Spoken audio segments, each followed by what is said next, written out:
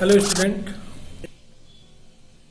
जैसे कि हम पिछले वीडियो में आपको बताए थे कि एसबीआई क्लर्क और आरबीआई असिस्टेंट के मुख्य परीक्षा मेंस एग्जामिनेशन के पॉइंट ऑफ व्यू से ये वीडियो मैं बना रहा हूं ताकि आप घर बैठे इसका तैयारी कर सकें।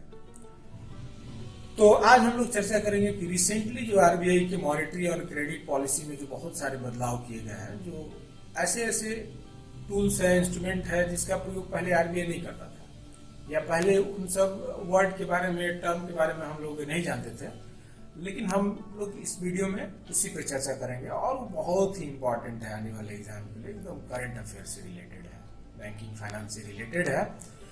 तो जैसे इसमें सबसे महत्वपूर्ण सुने होंगे ऑपरेशन ट्विस्ट ओटी, फिर उसी तरह से सुने होंगे LTRO, long term repo operation, फिर उसी तरह से सुने होंगे targeted long term repo operation.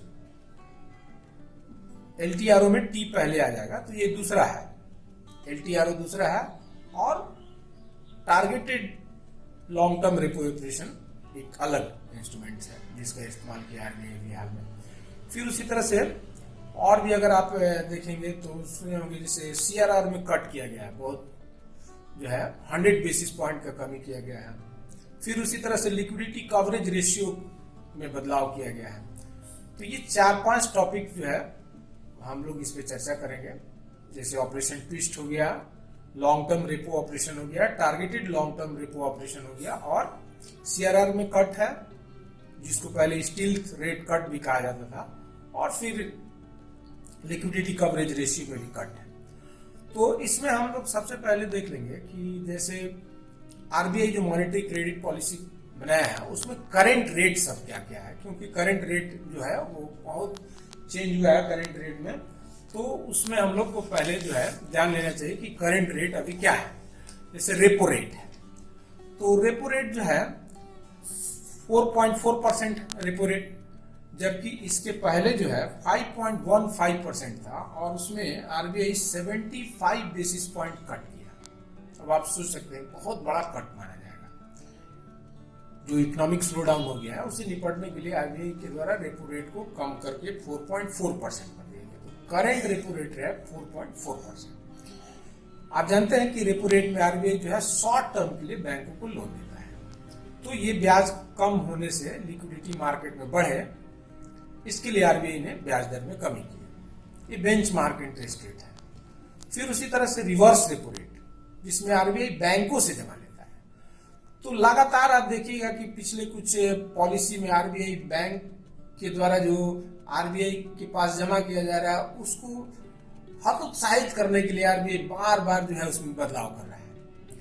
जैसे अभी जो है बैंकों को अगर आरबीआई में जमा करे पैसा, बैंक अगर सरप्लस है और कोई लोन नहीं ले रहा है, आरबीआई के पास जमा करे, तो आरबीआई उस पर बहुत कम ब्याज दे रहा है। अभी जो है रिवर्स रेपो रेट पहले था 4.9%, तो उसमें 90 बेसिस पॉइंट कट करके 4% किया गया, और फिर पिछले पॉलिसी रेट में उसमें कमी करके 3.75% कर दिया है। तो अब सोचिए कि बैंक जो है 3.75% के लिए तो आरबीआई में जमा करेगा नहीं पैसा। तो इस तरह से रिवर्स रेपो में कमी करके बैंकों को एक तरह से दबाव, मतलब कि एक तरह से फोर्स किया गया है कि वो मार्केट में लोन दे बजाय आरबीआई को लोन देने के। तो रिवर्स रेपो रेट में कमी किया गया है। फिर उसी तरह से बैंक रेट, जो आप जानते हैं बैंक रेट एमएसएफ दोनों इक्वल होता है, और दोनों ही रेपो रेट से 0.25% अधिक होता है, 25 बेसिस पॉइंट अधिक होता है। तो बैंक रेट और मार्जिनल स्टैंडिंग फैसिलिटी 4.65% है। तो इस तरह से इसमें भी कमी हुआ है। फिर सीआरआर जो 4% था उसको घटा के 3% कर दिया गया, 3% कर दिया गया। तो सीआरआर वो रेशियो है जिसको बैंक को आरबीआई के पास कैश के फॉर्म में रखना पड़ता था, तो अब कैश के फॉर्म में आरबीआई के पास कम रखेंगे पैसा बैंक, और इससे जो बैंकों के पास सरप्लस लिक्विडिटी होगा वो मार्केट में लैंड करने के लिए इसको सीआरआर में कमी किया गया है।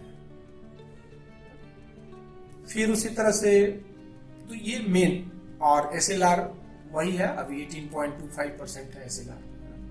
तो करेंट रेट है, इसको आपको नॉलेज में होना चाहिए, करेंट रेट है सब। फिर अब जैसे ऑपरेशन ट्विस्ट है, तो ऑपरेशन ट्विस्ट जो है ये नए तरह का इंस्ट्रूमेंट है, पहले नहीं था। पहले जो है ऑपरेशन ट्विस्ट नहीं होकर के आरबीआई जो है ओपन मार्केट ऑपरेशन करता था, और ये नए तरह का ओपन मार्केट ऑपरेशन है। ओपन मार्केट ऑपरेशन ही है लेकिन नए तरह का है। तो ओपन मार्केट ऑपरेशन में गवर्नमेंट जो है सिक्योरिटीज को सेल करती है और परचेज करती है, दोनों करती है। गवर्नमेंट सिक्योरिटीज का मतलब है बॉन्ड से, सरकार जो कर्ज लेती है उस इंस्ट्रूमेंट को बोलते हैं बॉन्ड, या उसको बोलते हैं जी से शॉर्ट में, गवर्नमेंट सिक्योरिटी, जो शॉर्ट टर्म का भी होता है, लॉन्ग टर्म का भी होता है। तो इसमें सरकार जो है, सॉरी आरबीआई जो है ओपन मार्केट ऑपरेशन में गवर्नमेंट सिक्योरिटीज को सेल करता था और परचेज करता था, ताकि लिक्विडिटी को बढ़ाया जा सके या घटाया जा सके। सेल करने पे लिक्विडिटी मतलब कि घटता था, परचेज करने पे लिक्विडिटी बढ़ता था। तो ये दो काम करता है ओपन मार्केट ऑपरेशन। तो अब ऑपरेशन ट्विस्ट उससे कैसे डिफरेंट है कि ऑपरेशन ट्विस्ट उससे डिफरेंट इस तरह से है कि ऑपरेशन ट्विस्ट में साइमल्टेनियसली, साथ साथ एक ही साथ जो है आरबीआई सेल भी करेगा और परचेज भी करेगा गवर्नमेंट सिक्योरिटीज का, दोनों काम हो रहे हैं। ओपन मार्केट ऑपरेशन में या तो बेच रहा था या खरीद रहा था, तो इसमें दो काम होगा कि बेचा भी जाएगा और खरीदा भी। जैसे ऑपरेशन ट्विस्ट जो है दिसंबर महीने में आरबीआई के द्वारा इंट्रोड्यूस किया गया था, तो इसमें आरबीआई जो है शॉर्ट टर्म का सिक्योरिटीज परचेज कर रहा था, सॉरी सेल कर रहा था, और उससे जो मनी मिल रहा था उस मनी का इस्तेमाल करके वो लॉन्ग टर्म का जो सिक्योरिटीज है, लॉन्ग टर्म का जो बॉन्ड है उसको खरीद रहा था। तो अब इसके खरीदने से क्या होगा कि लॉन्ग टर्म का जब सिक्योरिटीज परचेज करेगा आरबीआई, तो उससे लॉन्ग टर्म का जो सिक्योरिटीज है, बॉन्ड है, उसका डिमांड बढ़ जाएगा।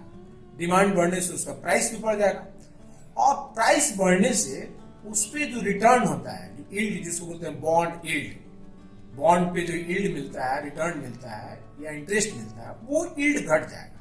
तो उसके घटने से जो लॉन्ग टर्म का इंटरेस्ट रेट है वो कम हो जाएगा मार्केट में। और हुआ भी, ऐसे करने से हुआ भी। आरबीआई के द्वारा जो है शॉर्ट टर्म की सिक्योरिटीज को बेचा गया, उससे मनी मिला, उससे लॉन्ग टर्म का बॉन्ड खरीदा गया, उससे लॉन्ग टर्म का ब्याज दर कम हुआ, और उससे लॉन्ग टर्म के लिए जैसे होम लोन है, कार लोन है, लॉन्ग टर्म का लोन है, तो इस पे ब्याज दर कम हो, इसी ऑब्जेक्टिव के साथ जो है इसको शुरू किया गया था। तो बहुत इंपॉर्टेंट है। अगर पूछे कि वो पे मतलब अगर आपसे प्रश्न पूछे कि ऑपरेशन ट्विस्ट है क्या, तो ऑपरेशन ट्विस्ट जो है एक नए तरह का ओपन मार्केट ऑपरेशन है, जिसमें आरबीआई एक ही साथ जो है, साथ साथ जो है साइमल्टेनियसली जो है खरीद भी रहा बॉन्ड को और बेच भी रहा। तो खरीद रहा कौन था, तो खरीद रहा लॉन्ग टर्म का। लॉन्ग टर्म का खरीदने से जो है मार्केट में ब्याज दर, लॉन्ग टर्म का ब्याज दर कम हुआ है ना। अब जैसे बॉन्ड यील्ड भी आप जानते ही होंगे, बॉन्ड यील्ड किसको बोलते हैं। जैसे बॉन्ड आप जान रहे हैं कि बॉन्ड एक तरह का गवर्नमेंट सिक्योरिटीज है, जिसके माध्यम से मतलब एक तरह का फिक्स्ड इनकम इंस्ट्रूमेंट है। बॉन्ड फिक्स्ड इनकम इंस्ट्रूमेंट है, उसमें इन्वेस्टर इन्वेस्ट करके एक सर्टेन जो है रिटर्न, इंटरेस्ट या यील्ड प्राप्त करता है, उसी को बोलते हैं बॉन्ड यील्ड। जैसे 100 रुपया का मान लीजिए कि कोई बॉन्ड है, उसको सरकार आरबीआई बेचती है, तो खरीदने वाला 100 रुपया में उसको खरीदा, उसका प्राइस हुआ।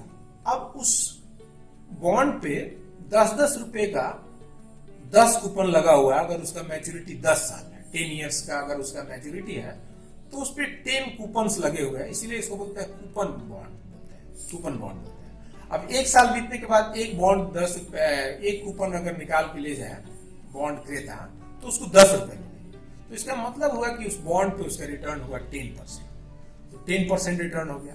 अब अगर आरबीआई ओपन मार्केट से बॉन्ड खरीद रहा है, तो खरीदने से उसका डिमांड बढ़ जाएगा, और डिमांड बढ़ने से उसका प्राइस बढ़ जाएगा। 100 का बॉन्ड जो है 105 में मिलेगा, 110 में मिलेगा, 115 में मिलेगा, 120 में मिलेगा। तो डिमांड बढ़ने से उसका प्राइस बढ़ जाएगा। तो प्राइस बढ़ने से उस पर जो यील्ड है वो घट जाएगा। इसलिए घट जाएगा कि जैसे मान लीजिए कोई 110 रुपया में आप बॉन्ड खरीद रहा है, 100 का बॉन्ड 110 में खरीद रहा है प्राइस बढ़ने की वजह से, तो उसको भी कूपन 10 ही रुपया का है तो 10 रुपया ही उसको मिलेगा। तो जब 10 रुपया मिलेगा तो जो 100 रुपया इन्वेस्ट कर रहा है उसको भी 10 रुपये का रिटर्न मिल रहा है। 110 जो इन्वेस्ट कर रहा है वो भी, उसको भी 10 रुपया ही रिटर्न मिल रहा है। तो अब आप समझ सकते हैं कि ऐसा करने से क्या होगा। तो ऐसा करने से जो है लॉन्ग टर्म जो बॉन्ड है उसमें यील्ड घट जाएगा, रिटर्न घट जाएगा, इंटरेस्ट घट जाएगा, तो उससे लॉन्ग टर्म का ब्याज दर भी घट जाएगा। तो इस तरह से लॉन्ग टर्म के उधार को सस्ता करने के लिए आरबीआई के द्वारा ऑपरेशन ट्विस्ट किया गया। तो ये बहुत इंपॉर्टेंट है। फिर उसी तरह से लॉन्ग टर्म रेपो ऑपरेशन है, एलटीआरओ। तो एलटीआरओ जो है इसमें लॉन्ग टर्म का रेपो रेट है। अब हम लोग शुरू से रेपो रेट पढ़ते हैं जो शॉर्ट टर्म के लिए आरबीआई के द्वारा लैंड किया जाता है बैंकों को, तो उसका रेट 4.4% है, जैसे अभी है तो 4.4% ही है। लेकिन अब आरबीआई शॉर्ट टर्म के लिए नहीं, लॉन्ग टर्म के लिए लोन देगा। तो लॉन्ग टर्म के लिए लोन देगा, इसका मतलब ये हुआ कि आरबीआई 1 साल और 3 साल के लिए लोन देगा एलटीआरओ के तहत बैंकों को। तो जब पहली बार इसको फरवरी के पॉलिसी रेट में लाया गया था तो 1 लाख करोड़ रुपया इसके तहत जो है लैंड करना था। आरबीआई लैंड करता 1 साल और 3 साल के लिए बैंकों को, ताकि बैंकों के पास सफिशिएंट लिक्विडिटी हो, बैंक जो है मार्केट में ज्यादा से ज्यादा लोन डिस्ट्रीब्यूट कर सके और जो क्रेडिट ग्रोथ है वो हो सके। तो इस तरह से ये प्रयास किया गया। तो एलटीआरओ लॉन्ग टर्म रेपो ऑपरेशन जो है एक नए तरह का इंस्ट्रूमेंट है।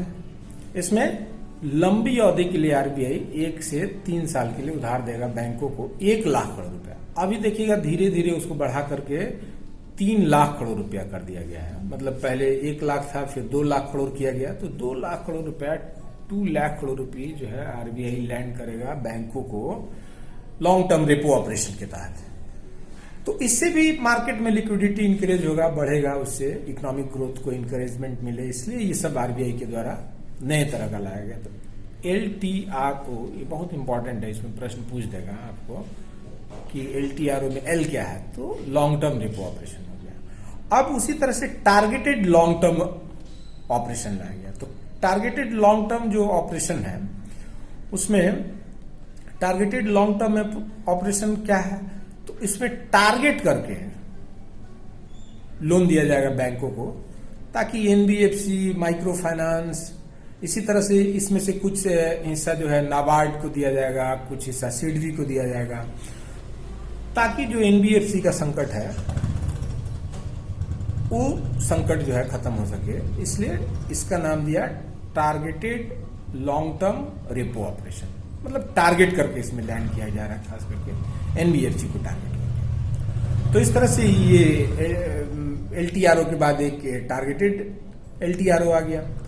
फिर उसके बाद से अब ये सब से मार्केट में लिक्विडिटी इंकरेज हो, ये सब प्रयास किया जा रहा है। फिर उसी तरह से सुने होंगे सीआरआर। सीआरआर जो है कैश रिजर्व रेशियो, जिसमें बैंक को अपने जमा का एक हिस्सा आरबीआई के पास रखना पड़ता था, तो पहले 4% था, उसमें 100 बेसिस पॉइंट का कमी करके उसको 3% कर दिया गया। तो ये भी बहुत बड़ा चेंज है। इससे भी जो है सरप्लस जो लिक्विडिटी है वो बैंकों के पास वो अब मार्केट में जाएगा।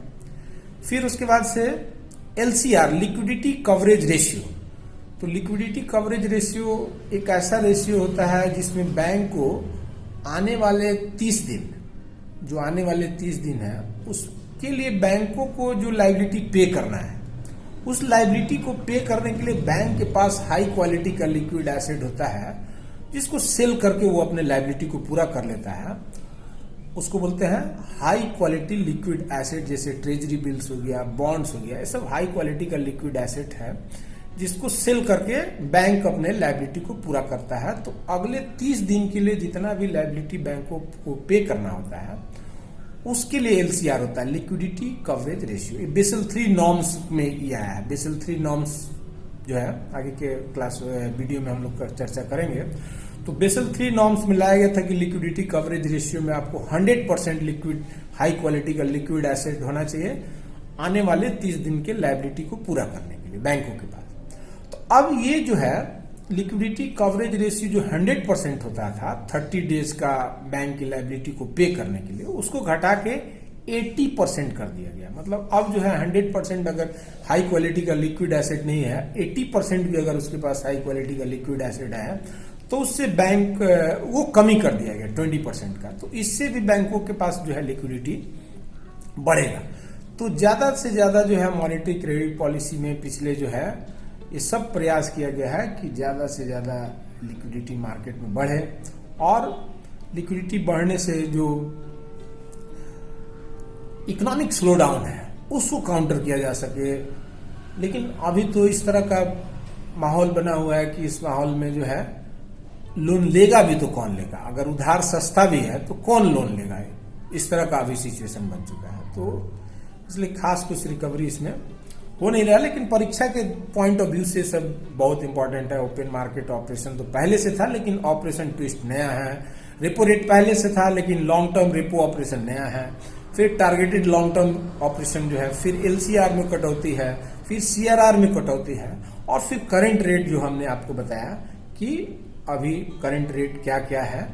जैसे रेपो रेट 4.4% है, 3.75% हो गया रिवर्स रेपो रेट, आप सोच सकते हैं, जो कि पहले हुआ करता था मतलब कि रेपो रेट से 0.25% कम होता था। और अभी आप देखिएगा तो लगभग जो है 0.65% का डिफरेंस हो गया है। तो ये बहुत बड़ा चेंज है। फिर उसी तरह से बैंक रेट MSF उसी तरह से है ना, वो रेपो रेट से 0.25% अधिक है, मतलब 4.65% है। CRR 3% है, SLR 18.25% है और वो क्वार्टरली जो है हर क्वार्टर में 0.25% कम होते जा रहा है। तो ये सब जो है मेरे दृष्टि से बहुत इंपॉर्टेंट है एग्जाम के लिए, एग्जाम पॉइंट ऑफ व्यू से, मेंस एग्जामिनेशन के लिए, चाहे RBI असिस्टेंट हो, चाहे SBI क्लर्क हो। तो इस तरह से ये सब को आप नोट करके ध्यान रखिए, ये सब से प्रश्न रहेगा। और इसी तरह से मैं आगे भी जो है ऑनलाइन वीडियो बनाते रहूँगा ताकि आपका घर बैठे तैयारी होते रहे।